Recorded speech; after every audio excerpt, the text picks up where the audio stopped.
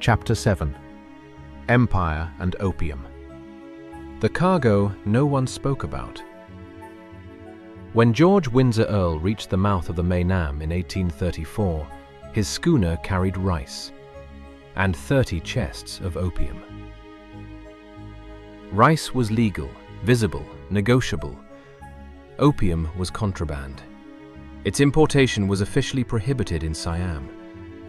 Earl notes that great caution was required in attempting to dispose of it. He also makes clear that opium was the only part of the cargo suited to the Siam market.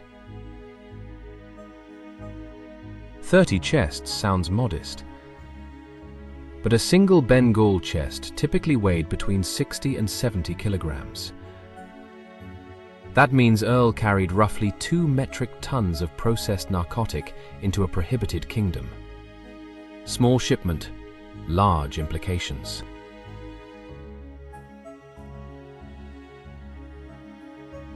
Siam officially banned opium, but across Southeast Asia, opium was increasingly formalized through tax farming systems, often administered by Chinese merchant networks. In the Straits settlements, opium farms would eventually provide between 40 and 50% of colonial revenue. That is not marginal income, that is fiscal dependency. Siam faced a difficult equation. Permit open trade and risk addiction and unrest. Ban it entirely and forfeit enormous revenue potential while smuggling continues anyway. The result in many Asian polities was layered enforcement. Public prohibition, private negotiation, selective punishment. Earl's need for caution suggests Siam was walking that narrow line. The year is 1834, 5 years before the First Opium War begins in 1839, 22 years before the Second Opium War in 1856. Open war has not yet broken out, but the system is tightening. In this same year, the British East India Company loses its monopoly over the China trade. Andrew Jackson dismantles the Second Bank of the United States.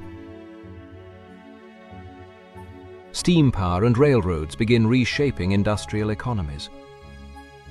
Global trade is accelerating. In the 1820s, roughly 10,000 chests of opium entered China annually. By the mid-1830s, that number had climbed to over 30,000 chests per year. By 1838, just before war, imports approached 40,000 chests annually. At 60 kilograms per chest, that equals more than 2,000 metric tons of opium entering China each year. This was not fringe smuggling. It was industrial-scale narcotics commerce. Opium sales at Calcutta auctions generated millions of pounds sterling for British India. In some years, opium revenue accounted for more than 15% of company income. More importantly, silver flow reversed. For decades, Britain had been losing silver to purchase Chinese tea. By the 1830s, silver was flowing out of China to pay for opium. That shift destabilized the Qing monetary system. Earl's 30 chests were a microscopic unit inside that vast financial reversal. Behind the cannon smoke and treaty signatures stood a merchant dynasty. The Sassoon family began in Baghdad. Political turbulence pushed them east. David Sassoon arrived in Bombay in the early 19th century, a city rising under British imperial rule.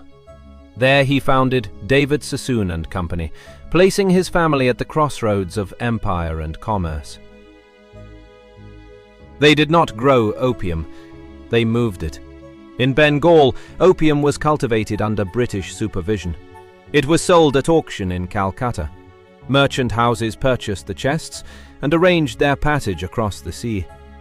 The Sassoons mastered this chain: financing, shipping, warehousing, redistribution. From Bombay, the cargo moved toward China. By the 1840s and 1850s, the Sassoons had become one of the dominant handlers of India's opium exports. Some estimates suggest that at their height, nearly 70% of the opium entering China passed through their network. Tens of thousands of chests each year, hundreds of tons crossing warm waters under commercial flags. David's sons expanded the system. Branches opened in Canton, then in Hong Kong and Shanghai as the treaty ports emerged. Warehouses rose along the docks. Credit moved faster than ships. Contracts replaced gunfire. But the gunboats were never far away. The Sassoons were not statesmen. They were facilitators of flow.